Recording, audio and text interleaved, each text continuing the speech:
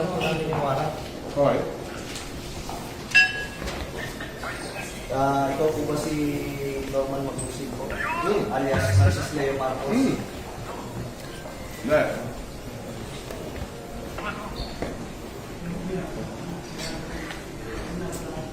Okay. Parang saan yan? Bago pa po yun, ayanin pong basahan ko po kayo ng ano. Kita mo, sir? Kita mo? Operatiba ng CIBD. Kayo po ba, ulitin ko po, kayo po ba si Norman Magusig alias Francis Leo Marcos? Yes, ako nga. Kayo ay aming ina-arresto sa bisa ng warrant of arrest na issue ng RTC Branch 294 Paranaque City for violation of unjust vexation under Article 287 of Revised Penal Code as amended in relation to Section 6 of RA 10175. Kayo ay may karapatang manahimik, sir. O sa walang tigo o anuman ang inyong sabihin ay maaaring gawin pabor o laban sa inyo. Sa anumang hukuman, kayo rin ay may karapatan kumuha ng sarili ng abogado at kumuha ng kung wala po kayong sariling abogado, kayo po ay pagkakalooban ng libre ng gobyerno. Kayo rin po, andito ako sa inyo, ay may karapatan kumuha ng sarili ng doktor na magsusuri ng inyo. Sir, pwede paano po yan at ano nyo yung karapatan po? Sige. Kayo rin po ay may karapatan po magpasuri sa sino mang doktor at kung wala po kayong kakayahan ay pagkakalooban po kayo ng libre din po ng gobyerno ng doktor na susuri po sa inyo. Okay. Ito po, naiintindihan niyo po ba ang inyong mga karapatan? Naiintindihan ko.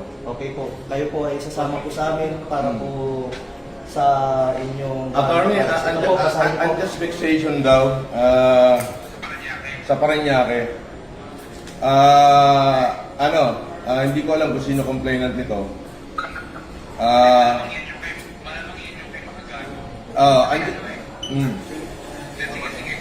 Andito ako sa Newport, ina-arresto na nila ako, sasama ako ngayon, hindi ko natatapusin itong pagkain ko.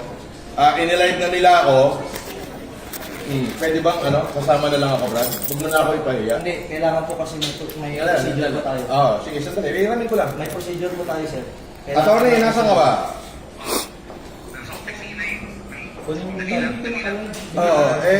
Kailangan bilan nyo na ako rito.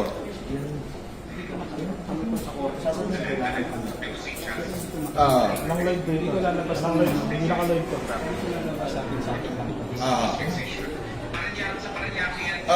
Sandali lang, kausapin ko lang abogado ko. Sa Paranaque, eto, binibidyoan na ako rito. Ewan ko kung may vlogger dito. Vlogger dito. Andito na. May warrant, 120,000 yung bill, 12 counts of unjust vexation. Ano? Kayo nagsasabi. Paano to, attorney? Andito naman pala, tinitigilan pa kami.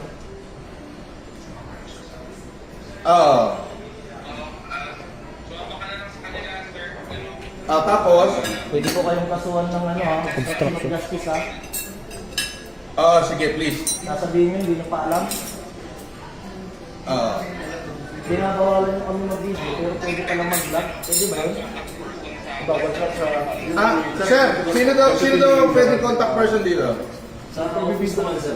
Sir, sa CIDG-NCR na lang, sir. Sa Camp Crame. Nakasad yun. Bawat CIDG-NCR kailangan. So, doon ako dadalhin sa CIDG-NCR. Yes, sir. Yung Krame. Yun nga po. So, dadalhin daw ako sa CIDG-NCR Camp Krame.